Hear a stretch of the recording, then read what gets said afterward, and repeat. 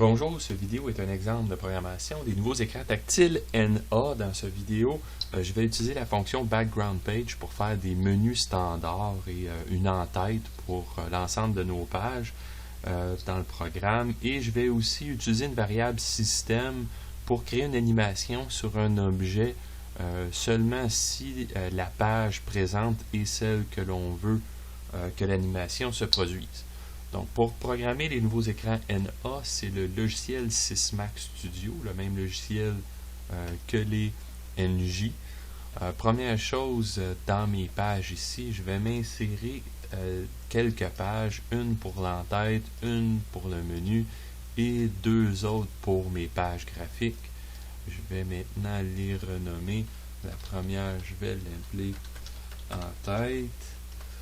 La deuxième, je vais l'appeler menu. Et page 2, page 3 seront mes pages graphiques.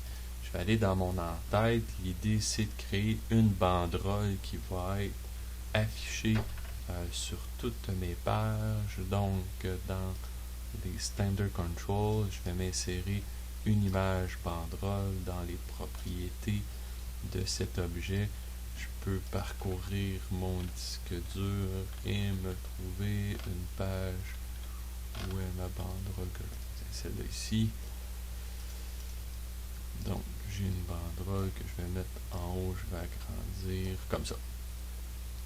Donc, la banderole, je veux qu'elle soit aussi présente dans ma page de menu et ma page de menu sera présente dans mes autres pages graphiques.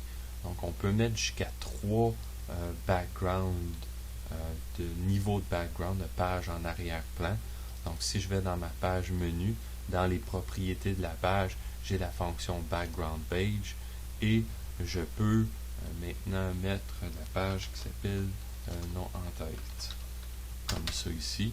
Donc, l'en-tête paraît en semi-transparent pour dire qu'elle fait partie d'une page en arrière-plan. Et dans mes pages graphiques, je veux maintenant avoir mes pages de menu qui va être ici et menu.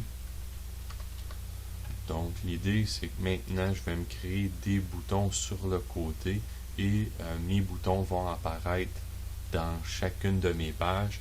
Pourquoi j'ai créé un en-tête et un menu différent? C'est de ma façon de faire, l'en-tête ne changera jamais, mais le menu peut être dynamique selon le groupe de pages que je vais créer. Donc, je peux créer une page menu 1, menu 2, menu 3 et appliquer le bon menu selon le groupe de pages que je suis en train de programmer. Donc, deuxième des choses, dans mon menu, je voulais créer des boutons ici de changement de page. Je peux, comme de raison, dans mon toolbox, utiliser la fonction bouton. Par contre, ce bouton ne permet pas de changer la couleur selon la page affichée. Dans la fonction bouton, le changement de couleur est propre à la pression du bouton. Donc, le bouton est d'une certaine couleur, lors de la pression, il change de couleur, mais la couleur ne peut pas être contrôlée indépendamment. Donc, pour faire ceci, je vais utiliser plutôt un text box comme ça ici, et je vais lui créer des animations. Donc, je vais faire mon propre bouton à partir d'un text box. Donc, je vais aller dans mes propriétés de cet objet. À la place de l'étiquette du bouton, je vais carrément dans mon text box marquer, ça va être page 2. Page 2. Et mon prochain bouton en dessous va être page 3, ainsi de suite. Et de ce bouton-là, je peux ajouter un événement. Donc, l'événement sera lors de la pression que je veux afficher une page. La page, ça va être la page 2, comme ça ici. Et sur le même bouton, je vais ajouter une animation. Cette animation est un changement de couleur booléen. Et l'expression sera si ma page courante. Donc, ma page courante est un tag système. Tous les tags système commencent par un souligné ou un underscore. Donc, je peux simplement faire le underscore et utiliser mes flèches pour parcourir l'ensemble de mes variables système.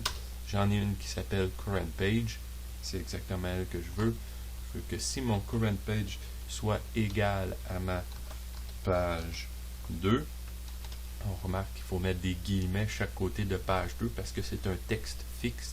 Si je n'avais pas mis de guillemets, la page 2 serait devenue une variable et j'aurais par script changé la valeur de ma variable pour la faire correspondre à ma page 2.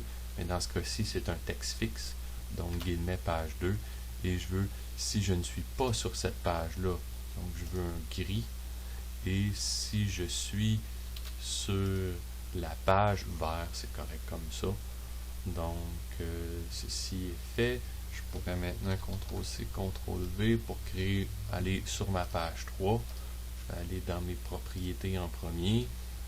Je vais changer l'étiquette pour page 3.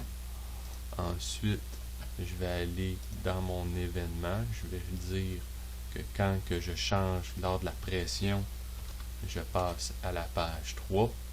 Et je vais aussi aller dans l'animation et je veux qu'il change de couleur si je suis à la page 3.